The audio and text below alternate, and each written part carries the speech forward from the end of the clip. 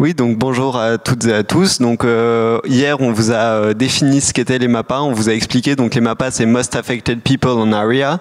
C'est globalement les gens et les pays qui sont le plus touchés par le réchauffement climatique et qui sont aussi bien souvent les moins responsables de ce réchauffement climatique. Et donc on avait donné quelques exemples hier, mais aujourd'hui, du coup, on va vraiment s'appuyer sur un exemple qui est très révélateur de ce qui se passe avec les MAPA et de toutes les logiques néocoloniales qu'il y a derrière, en parlant de l'exemple des actions de Total en Ouganda. Donc on va commencer par vous présenter rapidement les projets de Total. C'est des projets qui sont majoritairement détenus par Total à 66%. Il y a aussi une major pétrolière chinoise et une entreprise ougandaise d'exploitation pétrolière qui sont investis dans le projet. Le projet il est en deux grands volets. Donc le projet Tilenga, qui est une énorme exploitation pétrolière qui prévoit de sortir 200 000 barils par jour de pétrole. On voit que le projet compte plus de 400 puits de pétrole répartis sur 34 plateformes pétrolières, dont un tiers se trouve dans des zones protégées, qui sont hyper importantes pour la biodiversité, donc au bord du lac Albert. Et le deuxième volet, celui qui fait un peu le plus parler de lui, le projet EACOP, donc EACOP pour East African Crude Oil Pipeline. C'est un immense oléoduc, le plus grand oléoduc chauffé du monde. Donc c'est un oléoduc qui est chauffé à 50 degrés sur toute sa longueur pour que le pétrole puisse rester fluide. Il fait 1445 km de long et donc il part des rives du lac Albert en Ouganda, là où se situe le projet Tilenga. Et il amène le pétrole jusqu'à la côte tanzanienne, jusqu'à un port tanzanien, pour qu'ensuite le pétrole soit exporté en Europe et dans le reste du monde. Et cet oléoduc EACOP, il traverse plus de 4 grandes zones protégées qui sont hyper importantes pour la biodiversité africaine. Donc, comme vous en doutez, il y a de nombreuses conséquences sur l'environnement et sur les droits humains. Cet oléoduc, il est chauffé à 50 degrés à l'électricité, donc tout le long de ces 1400 km. C'est le plus grand oléoduc chauffé au monde. Il passe sous le Nil et il y a des risques importants de fuite parce que c'est une région à haut risque sismique. Le projet, il menace les ressources en eau, la biodiversité, le vivant, l'air, le sol, et il y a des millions de personnes en Ouganda qui dépendent de la pêche. Il y a plus de 200 000 barils par jour qui menacent, donc, comme Tao l'a dit, 4 zones naturelles protégées.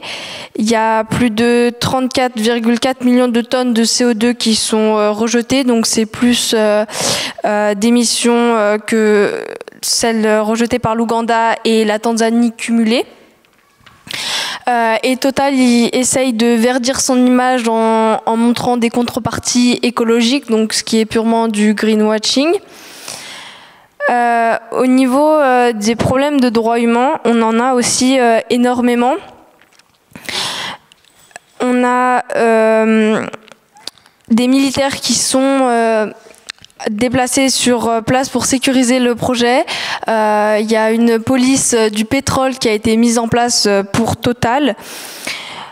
Les militants sont d'ailleurs reprimés et selon Juliette Renaud, ils sont persécutés. Les membres des ONG sont pris pour cible. Il y a plus de 100 000 personnes qui ont été déplacées. Il y a un très grand décalage entre quand ils sont déplacés. Il y a un très grand décalage entre les indemnités et le temps où ils sont déplacés. Ce qui les plonge dans une grande misère, ça peut aller jusqu'à 2 ans. Et donc, ils n'ont aucun moyen de substitution. Les gens, du coup, ils attendent aussi que leur terre leur soit enlevée et ils ont peur de faire des plantations parce qu'ils ont peur d'investir dans quelque chose qui va être détruit ensuite. Donc ça les plonge aussi dans une énorme misère. Et puis il y a de nombreuses pétitions et des réclamations, mais pour l'instant on n'observe pas beaucoup de changements. Donc malgré les droits humains qui sont clairement menacés par le projet, malgré le fait que ce projet prévoit de déplacer 100 000 personnes dans le pays et qui menace plus du quart des ressources en eau de l'Afrique, parce qu'on parle quand même de la source du Nil, il y a un énorme soutien des pouvoirs publics. Donc déjà d'une part en Ouganda, donc il faut rappeler que l'Ouganda c'est un régime totalitaire. Le président au pouvoir, il est là depuis un peu plus d'une trentaine d'années et il n'est pas prêt de bouger. Et il y a une répression donc qui est très forte. Et donc il y a un soutien de cet État ougandais qui est très fort au projet, malgré le fait que Total ait négocié de manière très dure les impôts qu'il prévoyait de payer en Ouganda. Donc l'État ougandais, en plus d'être un peu perdant dans ce projet, soutient à fond. Donc on a vu qu'il y avait un déplacement de l'armée ougandaise dans la zone, la création d'une police pétrolière et des lois qui sont passées pour que le projet devienne légal, des zones classées espaces naturels protégés qui sont déclassées pour permettre au projet de s'installer. Donc en plus de ce soutien en Ouganda, ce qui est aussi très inquiétant, c'est qu'il y a un énorme soutien des pouvoirs publics français. Je vais laisser Esther vous l'expliquer. Oui, en France, l'État continue lui aussi de soutenir ce projet. On a une grosse coopération militaire et économique de leur part. Dans une lettre d'Emmanuel Macron au président ouganda Yoweri Museveni en mai 2021, il a affirmé que c'était une opportunité majeure entre deux pays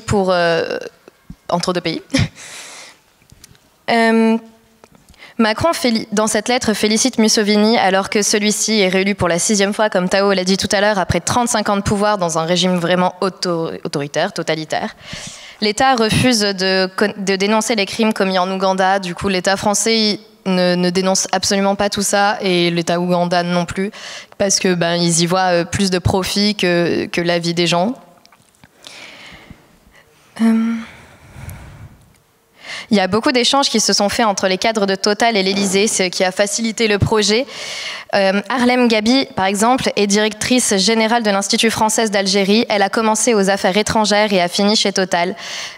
Donc on a le système des portes tournantes qui se retrouve beaucoup. Donc les personnes ayant travaillé chez Total, donc des cadres de Total, se retrouvent à travailler en Ouganda avec Total et à l'État français à l'Élysée. Et inversement, c'est ce qu'on appelle le système des portes tournantes. En autre exemple, on a Julien Pouget, qui était vice-président chez Total en charge des énergies renouvelables, qui était auparavant à l'Élysée pour conseiller pour Hollande. La SOGÉ et la BNP Paribas ne soutiennent pas le projet. L'État semble avoir renoncé à financer le projet par la BIP. On a plusieurs lettres qui ont été publiées comme des lettres et des tweets qui soutiennent Macron de la part, qui affirment le soutien de Macron au président ougandais envers ce projet et qui l'ambassade française en Ouganda soutient énormément aussi tout ce projet. On a beaucoup de tweets et de lettres qui ont été proposées à ce sujet-là. Macron soutient le projet de l'oléoduc ICOP. Selon lui, c'est une opportunité majeure, du coup, comme on l'a dit tout à l'heure. Et on a un soutien supplémentaire avec du greenwashing constant, avec beaucoup de discours publics soutenant Total, beaucoup de sponsorisation de mouvements et d'événements de l'ambassade française, avec l'Alliance française à Kampala. D'importantes réserves de pétrole sont découvertes sur les rives du lac Albert et le gouvernement y voit une source d'enrichissement et compte sur Total pour extraire le pétrole. Le projet menace les ressources en eau, la biodiversité, les déplacements de population, le vivant. Les risques sont irréversibles, la pollution des sols, l'air et de l'eau, alors que des millions de personnes en Ouganda en dépendent. La pêche et l'agriculture, elles aussi, sont mis à l'épreuve. Le lobbying de Total ne s'arrêtera donc pas là. L'entreprise se donne les moyens de faire pression en 2020. Total déclare à travers 6 filiales des dépenses de lobbying entre 510 000 € et 875 000 € en France. Et en France, entre 2 millions et 2,5 millions à Bruxelles. Les militaires français forment les militaires ougandais qui se retrouvent ensuite dans les zones du projet. On a une énorme hypocrisie de l'État français et de Macron qui soutiennent le projet parce que c'est une entreprise française. On peut aussi se questionner sur la réelle pertinence du soutien qu'apporte l'État aux multinationales françaises. En effet, ce sont bien des particuliers actionnaires de ces multinationales qui vont en tirer des bénéfices et non l'ensemble de la population française. Total peut très facilement s'imposer et faire des profits s'implanter dans d'autres pays sans l'aide de l'État français, même si c'est un bonus pour eux. Par exemple, en Ouganda, Total est là depuis 2012, même si ça s'est amélioré avec le soutien de l'AFD quelques années juste après. Et ensuite, nous allons vous proposer plusieurs moyens de lutter contre ce projet qui, comme on vous l'a dit auparavant, est catastrophique. Donc globalement, ce qu'on voit, c'est qu'on est face à un projet qui est titanesque. Il y a des millions d'euros, voire des milliards qui sont investis par Total dans ce projet. C'est un projet que la compagnie considère comme un de ses projets prioritaires. On voit qu'il y a un énorme soutien des pouvoirs publics. Donc ce qu'on voit vraiment, c'est l'ambassade de France à Kampala, c'est l'ambassade de Total à Kampala. Donc on est clairement face à quelque chose de titanesque. Mais c'est un projet qui est tellement dangereux pour les droits humains, tellement dangereux pour l'environnement qu'on est obligé de se mobiliser, de faire quelque chose. Donc au niveau de la lutte sur place, il n'y a pas vraiment de mouvement de masse, comme on vous l'a déjà dit, c'est une dictature, donc c'est compliqué pour la population de se faire entendre. Donc il y a une peur qui est très grande de la part de la population. Donc les communautés osent pas vraiment se rebeller ouvertement. On voit pas de manifestations en opposition au projet. On voit pas de grands mouvements de masse, pas d'action de désobéissance civile. On a l'armée qui est déployée sur place pour défendre les intérêts de Total. Donc il y a une peur, il n'y a pas de mobilisation de masse. Ce qu'on peut voir quand même, c'est qu'il y a des pétitions qui ont circulé dans certaines régions. Ces pétitions, elles ont rassemblé près de 20% de la population, donc ce qui est considérable, d'autant plus quand on sait que la population a peur et que c'est un risque que prennent les habitants de ces régions de signer une pétition qui s'oppose au projet.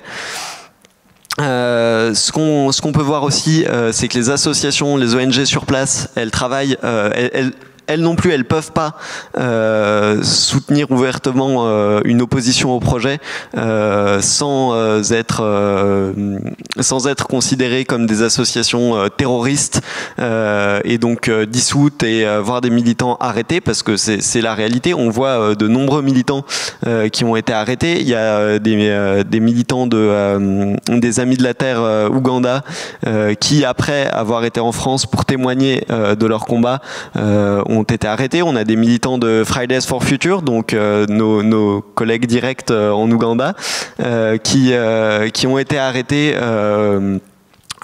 pour avoir manifesté en opposition au projet.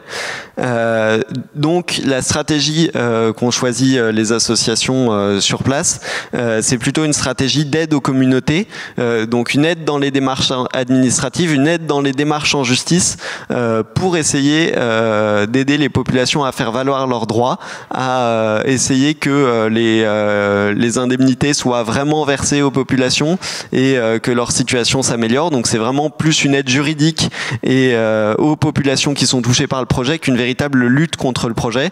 On a quand même quelques radios locales qui diffusent des messages d'opposition au projet et qui essayent de faire vivre la lutte.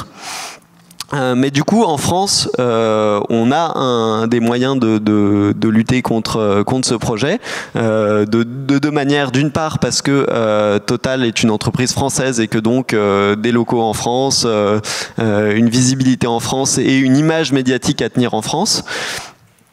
Et aussi d'une autre part parce que l'État français soutient le projet et que nous on a les moyens d'essayer de mettre la pression à notre gouvernement pour essayer de détruire ce soutien à ce projet. Donc on va vous parler un peu de l'attaque en justice qui est menée en ce moment par les Amis de la Terre et l'association française Survie, donc qui est une association de lutte contre le colonialisme, ainsi que 4 associations ougandaises. Donc cette attaque en justice,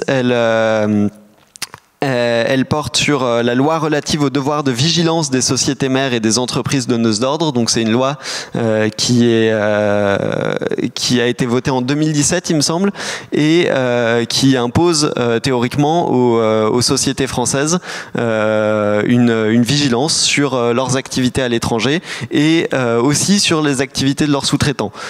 Donc selon cette loi, Total est censé faire en sorte que les droits humains, les droits de l'environnement soient respectés dans toutes ces activités en France, mais aussi à l'étranger. Et donc les Amis de la Terre, après avoir publié 3 rapports sur la situation en Ouganda, sur lesquels on s'est beaucoup basé pour écrire cette intervention, ont décidé de mener une action en justice qui est du coup la première attaque en justice en France sur cette loi relative au devoir de vigilance des sociétés mères. Et leur stratégie, donc, elle consiste à essayer de ralentir le projet, parce que plus le projet prend du temps, plus le projet coûte cher à Total et plus on a de chances de voir Total renoncer. Mais aussi de faire peur aux investisseurs, parce qu'il faut savoir du coup que le plan de financement du projet est pas encore bouclé et qu'on a déjà un certain nombre de grandes banques, donc la BNP Paribas, la Société Générale, qui sont loin d'être connues pour leurs actions pour l'environnement, qui pourtant ont quand même annoncé qu'elles ne soutiendraient pas le projet, tellement ce projet est d'un non-sens total et ouvertement terrible pour les droits humains. Récemment, la Banque publique d'investissement a annoncé également, pas de manière officielle et en grande pompe, mais a affirmé aux Amis de la Terre en entretien qu'ils ne soutiendraient pas non plus le projet. Donc déjà là-dessus, on a un certain nombre de victoires, on a une situation qui laisse penser que ça peut donner espoir. En plus de cette action en justice, ce qu'on peut faire en France, c'est se mobiliser contre Total. Donc c'est ce qui a été fait avec la campagne Collapse Total, donc qui est menée par la co-organisation du Glasgow Agreement, donc qui est une co-organisation qui regroupe plusieurs mouvements, plusieurs collectifs en France, mais partout dans le monde aussi. Donc en France, c'est surtout nous, Youth for Climate, et Extinction Rebellion, pardon. On a pu voir à Lyon une grosse campagne menée par Extinction Rebellion dans le cadre de ce projet Collapse Total. Je ne sais pas si vous avez pu suivre, mais donc il y a eu une série de blocages de stations-service détenues par Total et aussi une tentative de blocage du terminal pétrolier du port Édouard Herriot. Donc on peut se mobiliser en France pour essayer de faire plier Total et l'État français sur ce projet.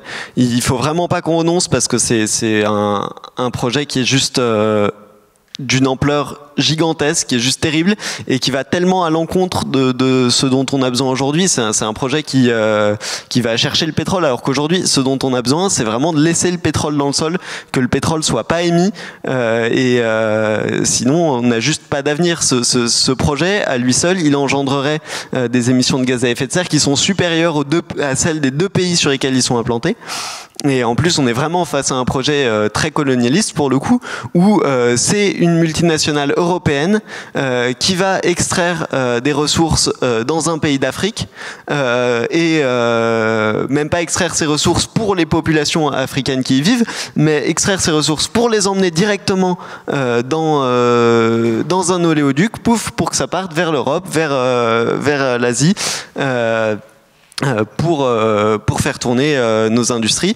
Donc il n'y a vraiment aucun bénéfice de ce projet pour les populations locales, aucun bénéfice de ce projet pour la population mondiale au général, et pourtant on constate un soutien de l'État français qui, par ailleurs, affirme se battre pour l'environnement et faire défendre ses droits. Donc c'est hyper important de faire savoir ce qui se passe en Ouganda, de parler de ce qui se passe et de lutter pour que ce projet n'aboutisse pas. Donc on vous invite à vous renseigner sur les différentes actions qui peuvent être encore aujourd'hui menées par les différents collectifs. On remercie énormément les Amis de la Terre, notamment pour tout leur travail de documentation autour de ce projet. On remercie notamment Juliette Renaud, la chargée de campagne sur les multinationales des Amis de la Terre France, qui a accepté de répondre à nos questions. Et je vois qu'il nous reste un tout petit peu de temps. Peut-être si vous avez une ou deux questions, allez-y.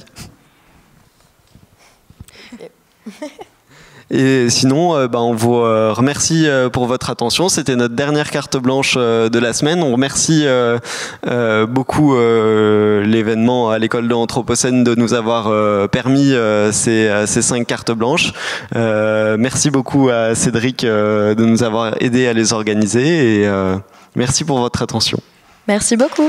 Merci.